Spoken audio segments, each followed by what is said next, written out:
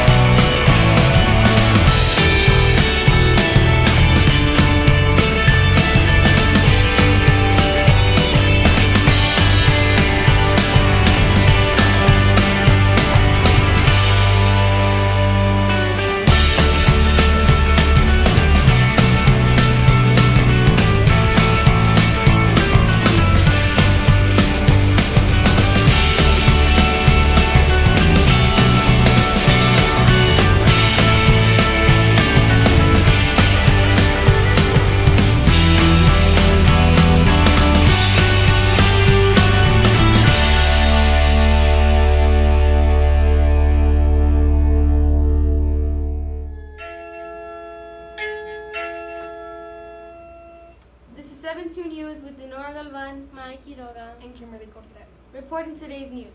Today's top stories: the Great June Flood in the Rio Grande Valley and its preventive measures, the top 10 tropical storms, and government overall costs.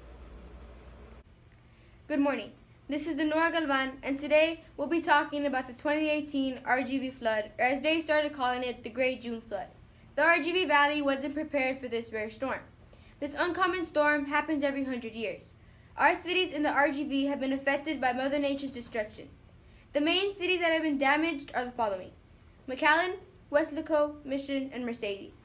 The area most affected by the storm was between Mission and McAllen. Their area received 18.31 inches of accumulated rainfall. The damages the storm caused were extreme. Residents in these cities were forced to evacuate their homes due to the amount of water. Most citizens have started brainstorming in case another flash flood occurs in this area. Those preventative measures are weather technology to predict flash floods, clean storm sewers, and drain out canals. Meteorologists use a Doppler radar to predict when rainfall will occur. However, they are seeking better and more advanced technology to be more accurate. Even though advanced technology is needed when a flash flood occurs, the drain should flush out the problem. Since every day the trash flows into the drain, it will eventually clog. Therefore, to prevent this from happening, a system to separate the drainage is imperative to our community. Without a complex network to unclog the drainage, water level could rise once more. Although these complex networks should help solve these problems for accurate weather findings and clogged drainage, where would it go? Experts have discussed a way to pump water out of the canals. Currently, we have water pumping into canals from the Rio Grande River to serve as an irrigation system. The irrigation system is used to water crops, prepare farmland, and the disposal of sewage. A problem is that if the waterway overflows and the channel that connects to the crops will be badly damaged. Thus, an arrangement is needed to notify the storm gates to open as soon as it reaches its full capacity. Overall, the Great June Flood has impacted the citizens of the Rio Grande Valley. This caused our 7.2 crew to develop preventative measures for the next 100-year flood. Other developing stories are the top 10 tropical storms in the United States. Each storm has been categorized from the least affected to the highest level of destruction. Number 1, Rita. Number 2, Wilma. 3, Ivan. 4, Ike. 5, Andrew. 6, Irma. 7, Sandy. 8, Maria. 9, Harvey. And last but not least, Hurricane Katrina. Starting with the last affected, we have Tropical Storm number 1, Rita. Rita was a Category 3 hurricane at 115 miles per hour and a barometric pressure of 937 mbar. Next, the most affected tropical storm in U.S. history, Hurricane Katrina, a Category 5 hurricane with 175 miles per hour wind speeds and 925 mbar. This is Miranda Garza reporting to you live from McAllen, Texas. Today we'll be interviewing a few victims whose houses were really impacted by the Great June Flood. I'm here with Mia Quiroga. Now, Mia, how hard do you think you and your family were impacted by the flood? Pretty bad because we had to evacuate. We couldn't afford the damages that the flood caused. So we had to, of course, evacuate from our house and move in with somebody else. Okay. In the future, if the community gets hit by a flood, what would you and your family do to be ready? We would, of course, add sandbags around our house to keep everything safe. If we knew that the next flood was going to be serious, we would evacuate to a place where the flood wouldn't hit. Thank you. Now, moving on to Arlet Gaitan. Arlette. How much money do you think you and your family would have spent if you had fixed the damages? Maybe about 10,000 or even more because of all the furniture it got damaged. Okay. Now, what was something you cherished that you lost in the flood? I didn't really cherish nothing, but all inside our property got damaged. Thank you. Moving on to Daniela Villagomez. Daniela. How long did it take for the rescue team to get to your neighborhood? It took a while because there was a lot of rain in our street, so it was difficult for them to get in our neighborhood. And how much money do you think the city wasted in the flood? It honestly wasted a lot because there was a lot of places that really got damaged. Thank you. I'm Miranda Garza.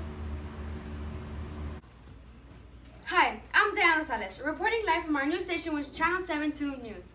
As you can see, this bar graph lists the cost of damages these tropical storms caused. Now, Rita was the least affected tropical storm, which cost the U.S. government $23.7 billion in repair damages. Katrina was the most affected tropical storm, which cost the U.S. government $160 billion in repairs. Good afternoon, viewers. I am Brianna Ramirez reporting live at the Garza Engineering Firm to find out how rainwater affects our drainage system. Hi, Giselle. What do we have here? Well, Brianna, we have a model representing how water affects different areas of our region. I'll elaborate a little bit on what we have here.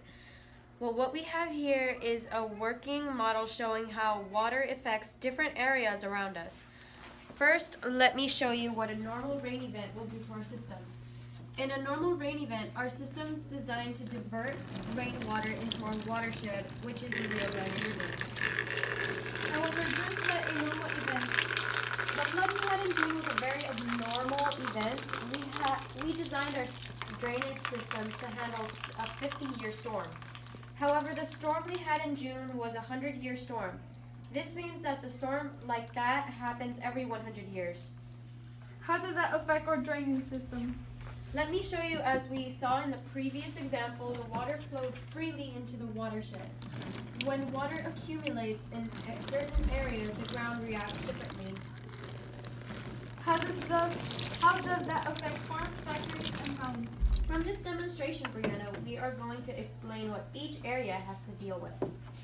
First, the industrial area. Now, we are going to the construction area. Up next, we have our residential area. Now we have our sewage treatment plant. Finally, we have our farm area.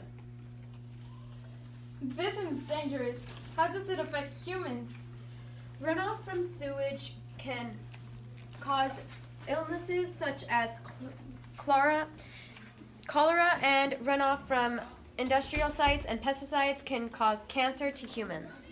Thank you, Ms. Garza, for having time for me.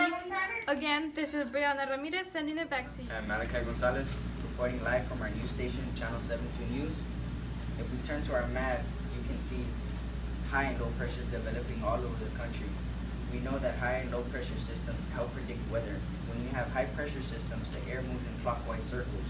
The air in the middle sinks, making it hard to form clouds. High pressure air usually produces fair weather and sunny skies. Low pressure system does the opposite of the high pressure system. Air in low pressure system rises and takes water with it, causing clouds to form. Low pressure system causes rain and snow, which is called precipitation. That concludes our news segment on flooding for today. Sending out from our news station based at Memorial Middle School, we would like to say